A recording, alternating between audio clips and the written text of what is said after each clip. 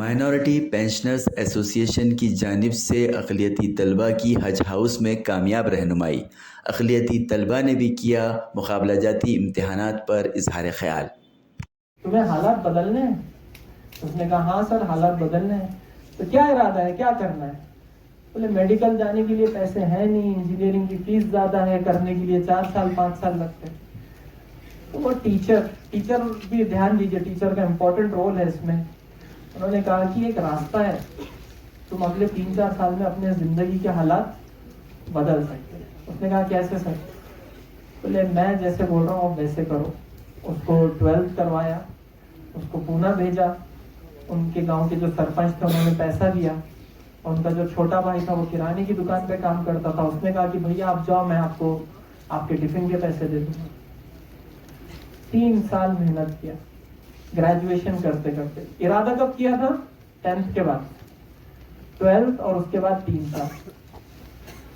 और जैसे वो 21 साल का हुआ, उसका रिजल्ट आया और वो बना इंडिया का सबसे यंगेस्ट आईएएस ऑफिसर।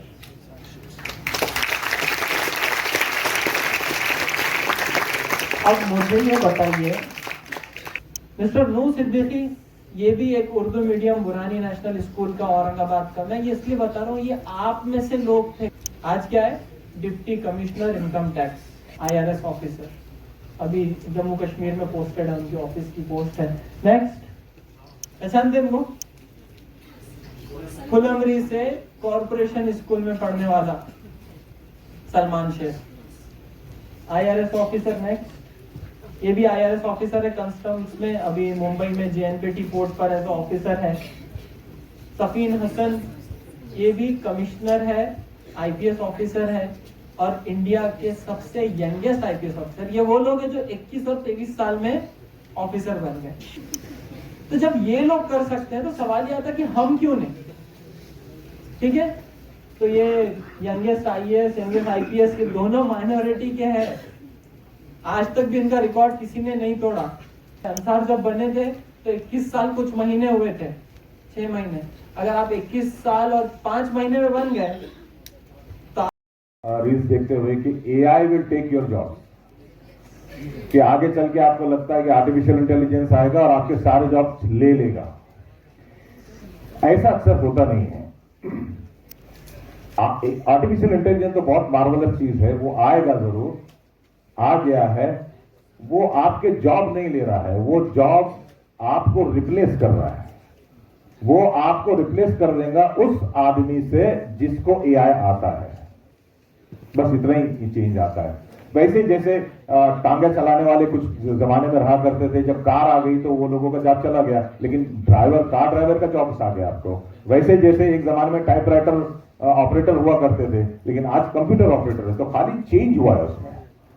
तो जब भी नई टेक्नोलॉजी आती है तो याद रखना कि इसमें ट्रांजिशन होता है, इसमें चले नहीं जाता है, चेंज होता है। अब इसमें होगा ये कि जिन्होंने ये मान लिया कि अब तो जॉब जाने वाले हैं, क्या करना है। बहुत सारे बच्चे बोलते हैं कि एआई आने वाला है, अब तो अपनी कोई जरूरत ही नहीं रही। तो फिर तो वो सारे के सारे जो है तो ना पढ़ाई में ध्यान रहेगा, ना कोई करियर बनाने की कोशिश करेंगे। तो उनका फेलियर तो उन्होंने ऑलरेडी एक्सेप्ट कर लिया है। लेकिन अगर आपको ये पता चल जाए कि ये सिर्फ चेंज है, ट्रांजिशन है, तो जो लोग भी इस ट्रांजिशन के लिए रेडी हो गए तो वो लोगों का करियर फिर से सेटअप हो जाता है। तो ये जानना जरूरी है कि ये चेंज, कुछ भी, कोई टेक्नोलॉजी आपका कुछ भी नहीं लेती, उसे ट्रांजिट करती है, आपको चेंज कर देती है। Next slide please.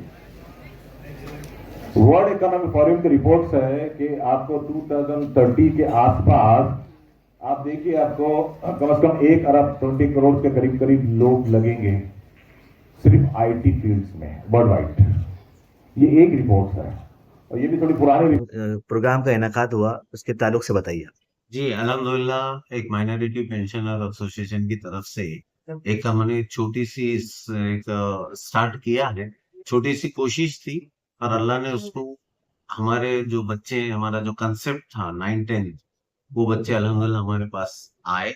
हमारा हॉल 500 कैपेसिटी का था, 100 चेयर्स हमने एक्स्ट्रा रख के अल्हम्दुलिल्लाह 600 स्टूडेंट ने इससे फायदा उठाया, ऐसा हमको लग रहा है।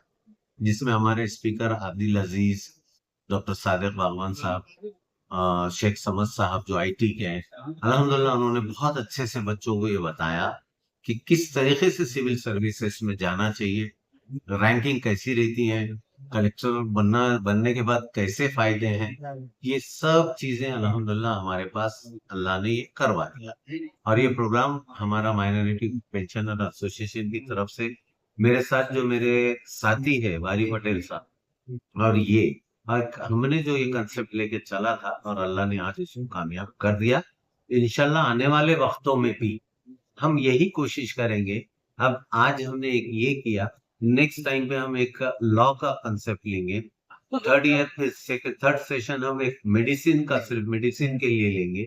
अलग अलग सेक्टर्स में हम हमारे बच्चों को ये बताना चाह रहे हैं कि आज 9-10 के बच्चों को जो ये कंसेप्ट, जैसे सादिक साहब ने बताया, आदिल अजीज साहब ने बताया कि 9-10 से ही अगर ये बच्चों ने अगर इस स्टडीज को अचीव किया तो 21 साल और 22 साल की उम्र में ही ये कलेक्टर और कमिश्नर बन सकते हैं। और जब हमारी, मैंने कल भी आपको शायद जिक्र किया था, हमारी कौम जब हाफिज कुरान बनने की ताकत रख सकती है तो ये पढ़ाई हमारे कौम के सामने कुछ भी नहीं है, बहुत जल्दी अचीव कर सकती है। लिहाजा मेरा एक यही रहेगा कि आने वाले जो माइनॉरिटी के जो बच्चे हैं वो इस चीज में इन्वॉल्व हैं और अच्छी से अच्छी पोस्टें हमारे देश के लिए, हमारे भारत देश के लिए अच्छे से अच्छे काम करने की कोशिश करें। आज का ये जो प्रोग्राम था बहुत अच्छा लगा। मैं आईपीएस करने का सोच के रखी थी, लेकिन मुझे नहीं पता था ये इतना इजी है, इतने कम मार्क्स में इतना इजी हो जाता है। अब पता चल गया, बहुत अच्छा लगा ये प्रोग्राम। अस्सलाम वालेकुम। हमारा नाम प्रतिभा है and I am from Daulatabad. और आज का प्रोग्राम बहुत इंस्पायरिंग था, बहुत सारी इंफॉर्मेशन मिली, डाउट्स क्लियर हुए एंड स्पेशली हमको इसमें इंस्पायर करा कि ये सिविल सर्विस में हम कैसे आगे बढ़ो। इंशाल्लाह हम ट्राई करेंगे कि हम एग्जाम दो और सिलेक्ट हो। अस्सलाम वालेकुम, मेरा नाम मेहरीन है, मैं अल्लामा शबीर स्कूल से हूँ। आज हमने जो भी सीखा वो हमें बहुत अच्छा लगा। उन्होंने आगे क्या करना, क्या करियर के बारे में उन्होंने वो नॉलेज दी हमारे को। ठीक, बोलिए। अस्सलाम वालेकुम, मेरा नाम अलबीना है और इस प्रोग्राम के बारे में मैं ये कहना चाहूंगी कि इसकी वजह से हमें बहुत नॉलेज मिली है कि आगे हम क्या कर सकते हैं, क्या करना चाहिए। और स्पेशली ये कि हमारे मुस्लिम कम्युनिटी की कितनी ज़रूरत है हमारे फील्ड में, इस फील्ड में, यूपीएससी में। तो मैं चाहूंगी कि आगे मैं फील्ड में जाऊँ और अपने देश के लिए कुछ करूं। बेटे आज ये जो मैं ये सीखने के लिए मिला है कि हमें कंसिस्टेंसी से जो भी हमें फील्ड में जाना है उसके लिए वर्क करना चाहिए, स्मार्ट वर्क करना चाहिए और हमें अपना करियर के लिए टाइम देना चाहिए। आपको ये जो के बारे में हम ये बोलना चाहेंगे कि उन्होंने हमें जो नॉलेज दी है शायद वो कोई और नहीं दे सकता है, क्योंकि वो बहुत एक्सपीरियंस थे और उनकी वजह से हमें आगे क्या करना चाहिए उसके बारे में मालूमात। हाँ, अस्सलाम वालेकुम वरहमतुल्लाहि वबरकातुहू। आज हम इस करियर गाइडेंस में आए थे, हमें सबसे ज्यादा नॉलेज जो कि यहाँ पर के स्पीकर्स आए थे, ये सबसे आला और सबसे आला लोग थे। इसमें हमें आगे करियर के बारे में बताया, आईपीएस सबके बारे में बताया, जिससे हमारे दिल में एक जज्बा पैदा हुआ कि हम आगे जाके आईपीएस बनेंगे। मेरा ख्याल ये था कि मैं आईपीएस डॉक्टर, बट जब से सर ने मुझे ये सब बताया तो मेरा ये ख्याल बदल चुका है कि मुझे आगे जाकर आईपीएस ही बनना है और अपने देश के लिए कुछ करना है। पद्मनी से वैद इलाही खान, मेरे दोस्त अब्दुल बाकी की दावत पर मैं यहाँ पर इस प्रोग्राम में शरीक हुआ मैं आकर, और मुझे बड़ी खुशी हुई। बहुत काबिल मुबारकबाद ये प्रोग्राम हुआ है आज का यहाँ पर, अल्हम्दुलिल्लाह। इस तरीके से पूरी उम्मीद है कि हमारी नई नस्ल इससे बहुत रहनुमाई मिलेगी इस प्रोग्राम से। और ये चीज़ अभी तक ये फील्ड ऐसा रहा है कि बहुत ज़्यादा आम नहीं हो सका। अब इस वक्त ये आइंदा नस्ल के लिए तो बहुत जरूरी भी है। काबिल मुबारकबाद है ये प्रोग्राम, इंशाल्लाह इससे बहुत बात। Hello everyone, I am from Middle Star English High School. First of all, I thank you for providing this opportunity.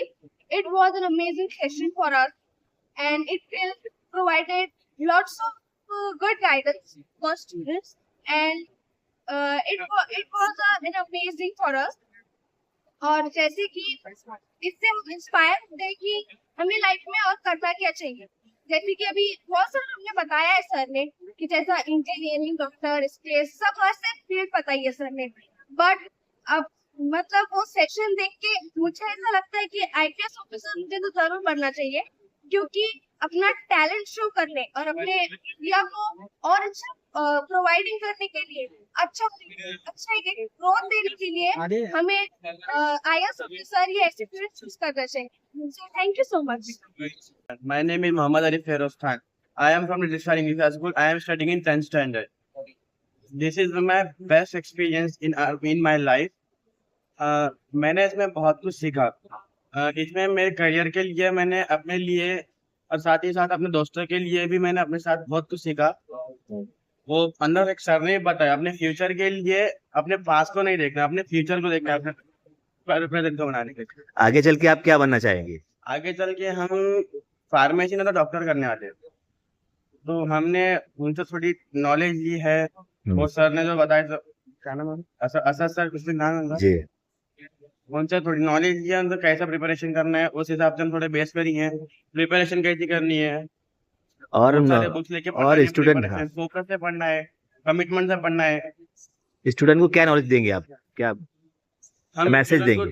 Knowledge देंगे कि पॉजिटिव थिंकिंग रखना है, नेगेटिव थिंकिंग में आपका कोई काम नहीं होगा। ठीक है, क्या नाम बोले? मोहम्मद अली फेरोज खान।